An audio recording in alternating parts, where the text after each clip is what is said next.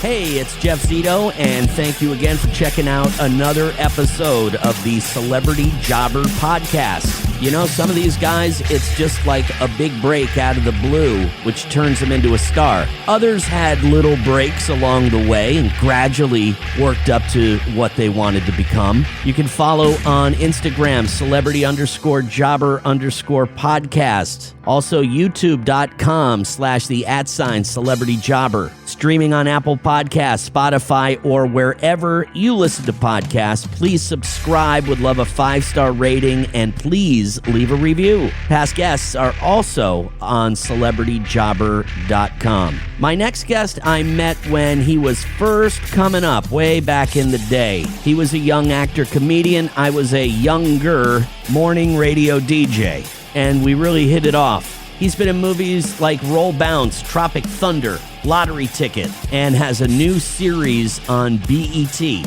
What else is Brandon T. Jackson involved with? Does he have any other outside interests or businesses? We'll find out. Actor-comedian Brandon T. Jackson is my guest this week on Celebrity Jobber. The Celebrity Jobber Podcast with Jeff Zito. If you like what you hear, please subscribe, give a 5-star rating, and leave a review. Check out all our past episodes on Apple Podcasts, Spotify, or wherever you pod. What if these celebrities weren't famous? What would they have become? What was their first job? We're about to find out. Hey, Brandon. Hey, how are you? What's up, man? You know, you don't remember this, but it was early on in both of our careers. You were young stand-up. I was a younger radio DJ, and my friend owned a comedy club, still does, in South Florida, and you went to perform there. Off the comedy club? That's right, Brian Spina, right. And, Yeah. And me and you had an incredible conversation, like a high-level conversation about race, and it was like right around Tropic Thunder. And looking where we are today, Brandon, do you think, because I thought that movie would never, ever be able to be made again. What do you think now? I mean, a lot different than it was 6 months ago, right? Mm-hmm. I think it's time to do Tropic Thunder too. You know, Hollywood has changed so much probably in the time that you've been in the business, hasn't it? Oh, yeah. What was the biggest change? Yeah, it has. You know, it's a lot of I don't know. I think everyone is really, I think it's a balance. I think everyone's really sensitive now to everybody, and it actually it became a little, it's like almost you can get so liberal that you're conservative and get so conservative that you're liberal. You guys are balance all around. I think humans got to come with intent. Right. And with good intentions, with the right vibrations, I mean, it shouldn't be a problem to do things that are racy anymore, because that's actually what kind of identified us and made us learn from each other, our differences, by actually the comedy and actually the stereotypes and the things that the perspectives on how we see everybody. Not saying that it's always true, but there was always some truth to these things where it made us identify to different people. Now it is racy. Now it is dicey. Where you're not supposed to say that. Oh, you can't. But it's it always started out in our culture, our African American culture, where we always used our uncomfortable trauma to teach other races on what we were going through, and then it became cool. You know what I'm saying? Right. So now it's cool. Now it's like a rock album. It's not as like everyone is familiar with the African American experience, and then it becomes other communities want to have the same thing, and then it becomes like, okay, who's doing what? What do we do? You see what I'm saying? So I think at this point we're getting to a place where I think everyone's just like, yo, are you a good human being? Right. And if your intention is to hurt people, then I think everyone is kind of like, well, F you. If your intention is to be opinionated, to bring people together, I think people are more open. So I think now we're getting to a place where it's not what you are, it's who you are. So I think as long as we know who you are and why you're doing it, I think people have more leniency for racy and stuff coming up. Agreed. Well said. Brandon, when I was looking at first chatting with you, I just kind of looked over the notes and it said the family business, and I started looking at your bio a little bit, and I go, oh, wow, I was confused. I have since seen the trailer, and it looks great. It reminds me of BMF, which is one of my favorite shows on TV right now. But thank you. Thank you. But when I saw originally, I said, oh, the family business, I found out that your mother and father were preachers, and I thought this was going to be like a documentary on maybe you starting to be a preacher. So I was I was completely wrong about that. But tell me a little bit about growing up in Detroit with mom and dad and your grandfather all being in the Jesus business. Hey, listen, you can't escape it. I tell you that.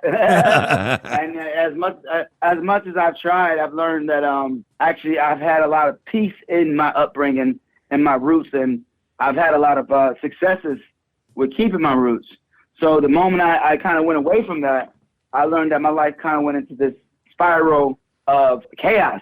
And as I stick closer to my roots, it aligns things. So, I tested both models, and, I wouldn't be surprised if I end up kind of like Denzel Washington later on in life, getting a minister degree. I wouldn't mind that, Right on. I really don't want to do it, but I think that it is what it is. I think it's kind of destiny at this point. But yeah, I really don't want to be into ministry. That's why I kind of ran to Hollywood. But at the same time, I feel like there was so much good things and peaceful love that I dealt with in that upbringing, and so much love and so much companionship that I was able to thrive in that environment. And even in Hollywood, I was able to thrive in Hollywood because of that rooted, grounded in spirituality and God. So I think that really grounded me. You know what I mean? Yeah. It keeps me in line. And as I get older, I start to learn that there's not a lot of risk you want to take when you have children and different things. Yeah. So you got to really focus on how did your father get through? How did his father get through? And start following those pathways. And it's not easy. It's not easy doing it. Right. When you have consistently, all your peers are in a place where they want to have a great time, but you get to a place where how much fun do we need to have? So, and so we call that fun, and right. Just kind of grow up a little bit. But it is definitely different being the pastor's son in Hollywood. Yeah. Definitely. I would bet. Thing. I bet it would. I bet it would be. Yeah. Not to mention, I was kind of surprised to see how they supported you. The Celebrity Jobber Podcast with Jeff Zito. Celebrity Jobber. But before all this, Brandon, can you tell me about your very first job, like before Hollywood in Detroit? What was your very first job, paying job? I was a comedian is the only job I've ever had. Really? I've only been a stand-up comic. So your first job? Yeah, my first job was comedy. I would do comedy clubs to make money. Wow. Do little church gigs, and I would do little comedy clubs. And you were 14? 14. Wow. Holy crap. Yep. And you did work at a radio station in Detroit growing up, didn't you? Yeah, I interned there. Yep. Okay. I interned there, and I was called the Kid Comedian really? At the time. Yeah, it's funny. I would do Sunday mornings, gospel, then I would do Q93 DRQ. This was a radio station in Detroit at the time. I would do that. There was a pop station. So I would do the gospel station on Sundays and the pop station and just like my real life. The pop station and they used to have pop stations, urban stations, different programming. So, yep. What do you think your big break was? Was there a particular moment, a particular role, a particular phone call that you got? You left Detroit, you went to Hollywood to become a star, comedian / actor. Can you think when everything changed with one particular moment in time for you? And what was it? I think I had a couple breaks. I think I keep having breaks, I had a couple breakouts. Of course, my first breakout was Roll Bounce. No one had ever seen me before. That was my first studio film. Percy Jackson to me was a breakout. Tropic Thunder was a breakout. Even to me, This Family Business was a breakout. No one's ever seen me lead a drama series. It's just different. Now, if you really look back at my career and really go and look at what I've done, it's really a lot of people don't pay attention to these things. There's a lot out here, but I've done a lot of versatile work in different markets and in different different places and different social groups, I would say, relatability to everybody. And from book series to even this book series, this is the book series. I like doing book series too because it has an insulated fan base in it, and it gives you a chance to see the character from the book side of it, and to see how people react to watching your character on screen from the book. So, I had a couple breaks, man. I mean, I actually have multiple breaks. I can't even. I think my comedy special is going to be a breakout because I've been gone for so long, and I came out so young. I think this is even like a reintroduction to me, to the world. I think people don't know the grown Brandon D. Jackson. I think they know a kid. Yeah. I think you're right. The Celebrity Jobber Podcast with Jeff Zito. Celebrity Jobber. And the Family Business New Orleans, which I just watched a trailer 2 days ago on online. It's going to be on BET, and I mentioned earlier when we were talking how my favorite show on TV is BMF, and that's a show based out of Detroit. It's a Detroit show. This is about a family in New Orleans. And can you tell me a little bit about this family and the family business? Yes, family business. We own a casino down in New Orleans, and the whole drama starts out when I don't want to tell the story, but if you read the book, you know what happens. Family Business New Orleans, you know what happens and why we end up going. I can tell you this much: it says in the trailer, we end up going to war with another family, and as you can see, that this is a different environment that you've never seen on TV. With African Americans, you've never seen African Americans on TV on casinos. I've never seen that. I mean, maybe Harlem Nights, right? But that's it. When have you seen that consistently? No. So the Midnight Blues, I own the Midnight Blues, and I'm kind of like the Godfather. I'm kind of like Al Pacino's character, where he was the next one up, and he's learning how to run the business, even when the business has to.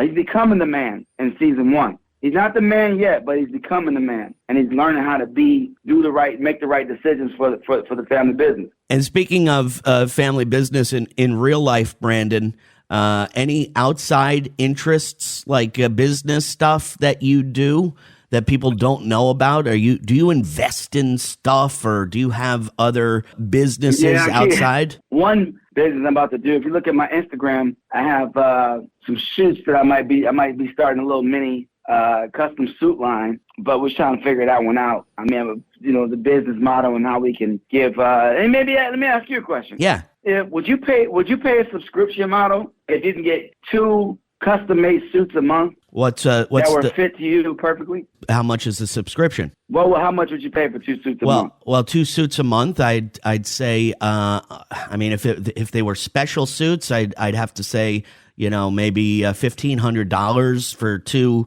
really nice suits. No, isn't that what how much do suits go for? About $600-$700? No, I'm saying, so you do $1,500 a month. No, I couldn't do that. I couldn't do that a month. I'm just kind of, I'm trying to price together how much suits cost. That's what we're trying to figure out. Like, is there a subscription model? I don't want to ruin your business. You'll go bankrupt if you listen to me.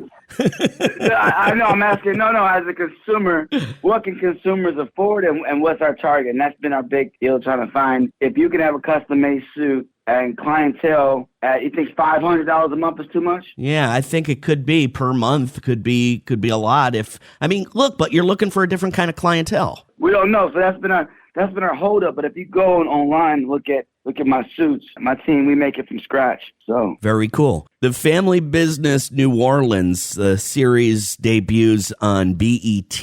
And how many episodes in the series, Brandon? We have 8 right now, and we're excited about doing more for the next season. So we got another season, so we're excited about that. It looks great, man. It really does. And good luck to you. It's been so good kind of catching up with you. Like I said, it was a long time ago, but I remember this very special interaction we had for about 15 minutes, and we just had a really great conversation when you went down to South Florida. Are you doing stand-up anymore? I got a comedy special coming out.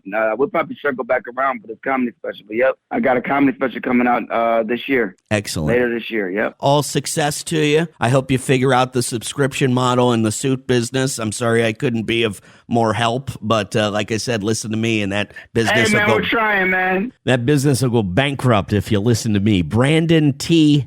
on Celebrity Jobber. Kind of funny that he was coming out with this series, The Family Business, and initially I thought it was going to be like a docuseries about his life because his mother, his father, his grandfather, they're all preachers from Detroit. But that's not the case. The series is about a black family owning casinos in New Orleans. Brandon didn't rule out at some point in his life maybe reverting to the family business, the real family business, and becoming a preacher. He said he won't rule it out, but it gave him good roots, kept him out of trouble when he was younger growing up in Detroit. Not to mention his first job in comedy. He was a stand-up comedian. That was his first job, performed at his father's church along with other comedy clubs. He said he did intern for a radio station in Detroit back when he was in his teens, but then left Detroit for Los Angeles to become a star. So his big break, he mentioned a few of them, but it seems like what really put him on the map was his role in the movie Roll Bounce.